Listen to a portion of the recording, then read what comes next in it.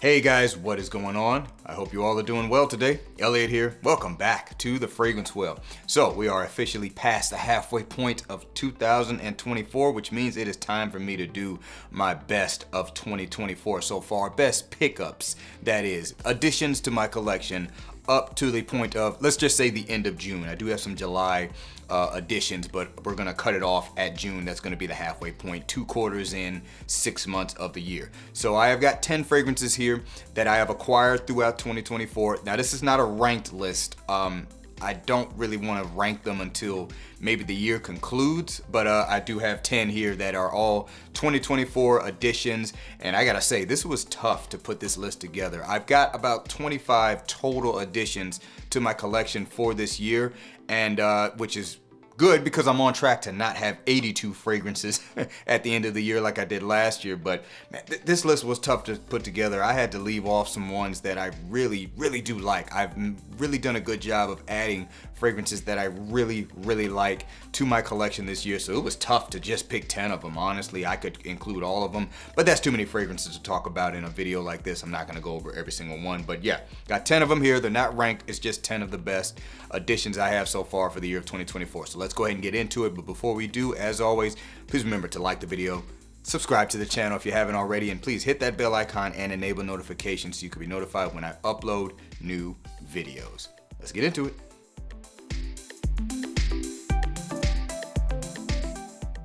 All right, guys, let's get it started. First off, coming from the house of Mason Francis Kirkjohn, this is Aqua Media Cologne Forte. Mason Francis Kirkjohn, Aqua Media Cologne Forte. So with this one here, this is a tea fragrance, a little bit of foreshadowing. I added a lot of tea fragrances this year. This one is kind of a matcha tea feel, mixing with a very nice bergamot, giving way to kind of a lime-like style citrus. That's how I like to describe this one. And also an interesting note of fennel, giving a very green feel to this fragrance and a very musky base to it. I absolutely love this scent. When it first came out, I could say I was blown away by it. I really was thoroughly impressed with this release from the house of Mason Francis Kirkjohn. I do think this came out last year officially, if I'm not mistaken. I just only added it this year, but I love this scent. Wore it the other day, got a compliment for it, and it's just a really great, uplifting, relaxing, and just pleasant smelling fragrance. I know some people complain about longevity on this. Look, I don't know. This fragrance lasts all day on my skin. It may not push off the skin all day, but that's most fragrances. You know, they're not gonna just push off the skin, the majority of them at least, for the entire wearing experience. That's usually in the first few hours. But yes, this is an excellent scent, and I forgot to mention in the intro that because I have not bought as many fragrances so far as I did last year, every fragrance I have been able to give at least 3 to 4 wearings of it. So I've got actually more experience with the fragrances to this point. And that is certainly the case with this one, and it will definitely get more wears from me because, as you know, here in Florida, summertime lasts well into the fall season. Once again, from the house of Mason Francis Kirkjohn, this is Aqua Media Cologne Forte. Moving on, next one's coming from the house of Louis Vuitton. It's LV Lovers. Louis Vuitton LV Lovers. Out of the fragrances I have here, this is the latest addition, but I've already been able to give it plenty of wear. Like I said, because I'm not buying so many fragrances back to back now, I get more time with the newer fragrances before I have to kind of move on to something else. So this one here, most people are gonna readily compare it to Santal 33, and that comparison is there, but it does not smell exactly like it. It is its own thing. So that means it's a woody fragrance. It is a woody fragrance, making use of sandalwood and cedarwood. It has a little bit of a bitter green element to it by way of galbanum, a note that I really like. There's actually another fragrance here that features galbanum. Just a little bit of a brightness coming by way of bergamot. There's no leather accord listed, but for me, I kind of experienced this slight leather texture in the fragrance. Maybe not necessarily smells like it, but it almost dropped the cap. It doesn't necessarily smell like it, but it's just, there's a kind of a leathery texture in my opinion. I understand maybe not everybody really experiences that, but that's just one of the first thoughts that came to my head when I first experienced this fragrance. I still feel like that's somewhat there. And also I get this slight musky feeling, but it may just be the overall creaminess of how the wood comes across. I love this scent. It has graduated to a love for me. It was kind of a strong like at first, but now I can say that I really love it because this one just intoxicates me. I love smelling it. I want to go back to smelling it when I'm away from it. When it's on my skin, I always kind of just go and check on it because I want to pick it up if I'm not picking it up in the air. And frankly, I think this one is just a really solid release from the house and kind of not takes the place of Louis Vuitton Imagination, but it functions the same way where you can pretty much use it for anything while it smells quite different from Imagination from the same house. Which reminds me, there is also a given note of ginger in here, and you do get this kind of rooty like fresh spice, and I feel like it smells the exact same way that it does in Imagination, but the scent doesn't smell like Imagination. Once again, from the house of Louis Vuitton, this is LV Lovers. Next one's coming from the house of Lorenzo Pezzaglia. This is Black Sea. Lorenzo Pezzaglia Black Sea. So this one is a dark aquatic, as I like to call it. The inspiration for this scent was meant to be like, you know, the seaside with a storm approaching. Does kind of have that vibe. You get the saltiness and the green like facet, almost like a seaweed green like feel. Aquatic in nature, very marine, ozonic, has this kind of bright airiness to it. Definitely a heavy ambergris feel. It's a unique scent by way of it being that more dark and deep and rich aquatic fragrance, not quite as fresh as many aquatics are. I love this stuff. Frankly, it is nuclear for me on my skin. I don't need a lot of sprays. It lasts all day, easy for people to pick it up. Great sillage on this fragrance. Great for the warm weather, but you could wear it, you know, in other seasons as well. But I knew when I discovered this fragrance last year, I was ultimately gonna get it for this year, for the warmer months, and it has not disappointed. Once again, from the house of Lorenzo Pezzaglia, this is Black Sea. All right, moving on. I already kind of touched on this fragrance a little bit. We got two from the house of Louis Vuitton on this list. This is Imagination. Louis Vuitton Imagination. All right, now this one's obviously not a release for this year, but I did not come around to it until this year. I told the story when I first kind of added this to the collection and put it in the video rotation, how I had experienced the fragrance a long time ago, but I had never experienced it on skin.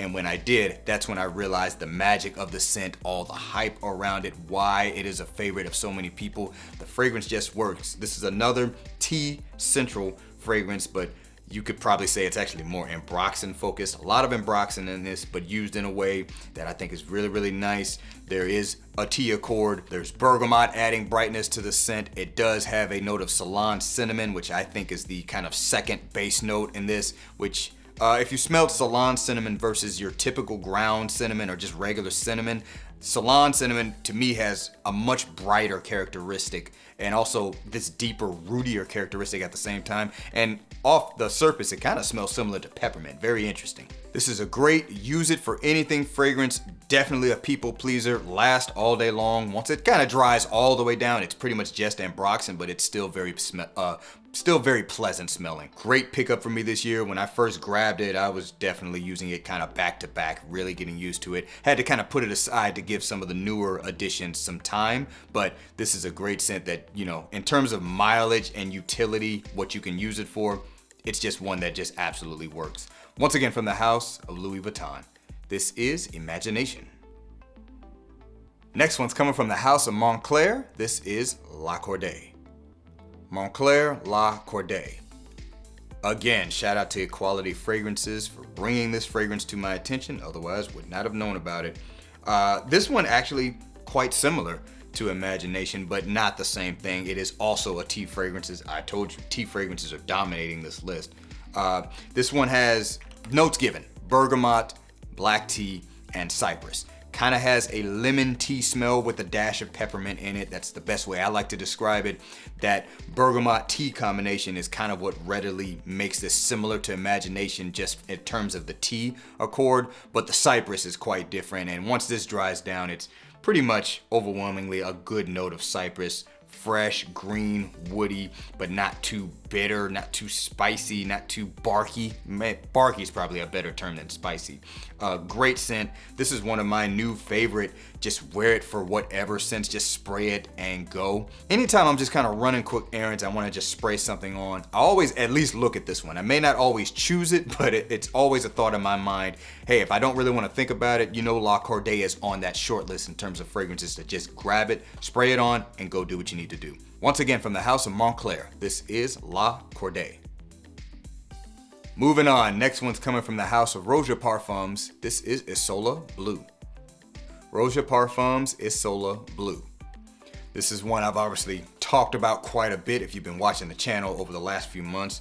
This is definitely one of my best kind of citrus-based fragrances I have in my collection. I'm not saying it's the best, it's just one of the best.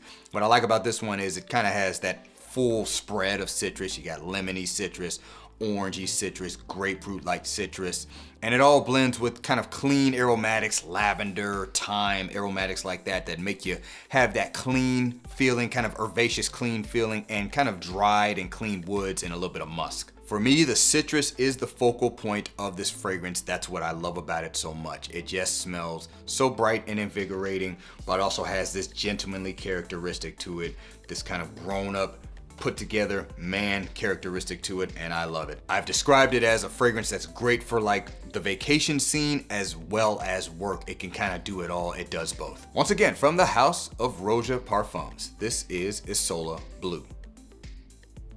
Next one is coming from the house of Wilhelm Parfumerie. It's Morning Chess.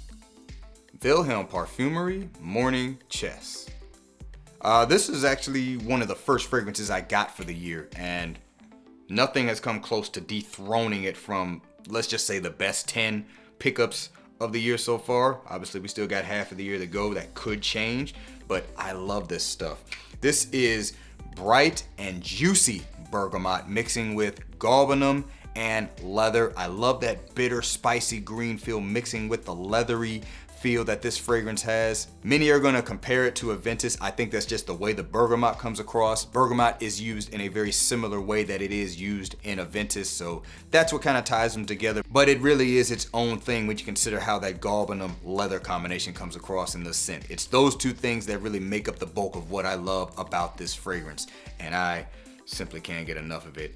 This may be my favorite. It kind of back and forth between Hasselblad, but it may be my favorite Aventus style or Aventus inspired fragrance in my cabinet. Once again, from the house of Wilhelm Parfumerie, this is Morning Chess. Next one is coming from the house of Mind Games, and this is Scholar's Mate. Mind Games Scholar's Mate. So this is another one that kind of shares some similarities to Santal 33, more so stylistically in that it is kind of focusing on the beauty of sandalwood and cedarwood. This one in particular also has a very strong note of vetiver. I can't remember if it's Haitian vetiver or not. I think it is, but the vetiver in this is very smoky. So this has a heavy, smoky, woody feel to it, and it also features a very strong note of pimento, adding a very spicy element.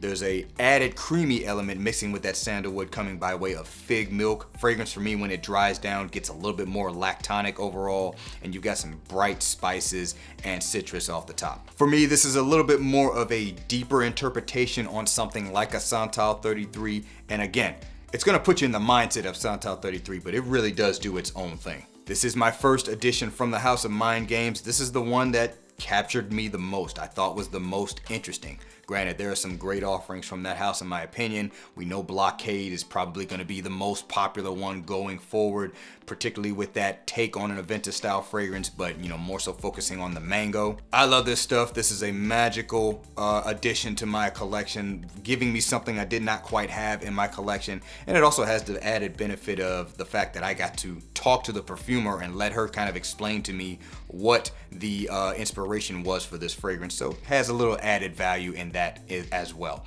Once again, from the House of Mind Games, this is Scholar's Mate. All right, next one's coming from the House of Creed, and I promise the final tea fragrance for this list, it's Silver Mountain Water. Creed Silver Mountain Water. So this is the oldest released out of all the fragrances I have in the collection, but for me, you know, the thing about fragrances is they're kind of like music. It doesn't really matter how old they are. When you first get your nose on it, if it blows you away or, you know, really excites you as a scent, it doesn't really matter how long it's been out. That's certainly the case with this, because this is obviously a one from the mid-90s, if I'm not mistaken. So it's been out for quite a while, but I love this stuff. Saw a really good deal on it. That's why I chose to get it when I did get it. And again, another tea fragrance. probably black tea. I know in the note breakdown, it just says tea. And smelling it, I mean, I can't really pick out a particular type of tea. I'm just gonna go with black tea, but it mixes with a lot of musk, has ozonic notes, a little bit of galbanum in this as well, mixing with bergamot. So you kind of got this bright but bitter green feel. It's really kind of a cool air kind of fragrance. I think the inspiration is meant to be like the Swiss Alps. So it has this cooling feel, this cool air effect. Ozonic notes play a strong role in that. And overall, this is a great, really even year-round fragrance, but I love it for the high heat, especially here in Florida. It just smells amazing. Love how the musk really takes the dominant role in terms of the base of the fragrance, which is just a pleasant smell. Once again, from the house of Creed, this is Silver Mountain Water. All right, guys, last but not least, coming from the house of Xerjoff from the K collection, this is Kemi. Xerjoff Kemi. So this is another one I've had since the beginning of the year, and it made it over to the second iteration of this video, Best Pickups 2024.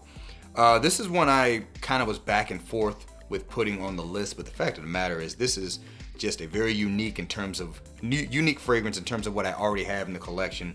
Mixes very sweet accords with funky animalic notes. I mean, I just love that combination that this fragrance has, and I love the balance of it. I get this kind of strawberry flavored, kind of caramel like sweetness in the fragrance. There's not a note of strawberry in here. That's just kind of what my mind kind of first goes to when I think about how the sweet accords in this fragrance come together. Caramel, vanilla, tonka bean probably. And then there's this blend of animalic notes. You got a little bit of a funky oud in this. You got civet. And the way those two elements blend together in this fragrance, in my opinion, is perfect. It's a perfect balance.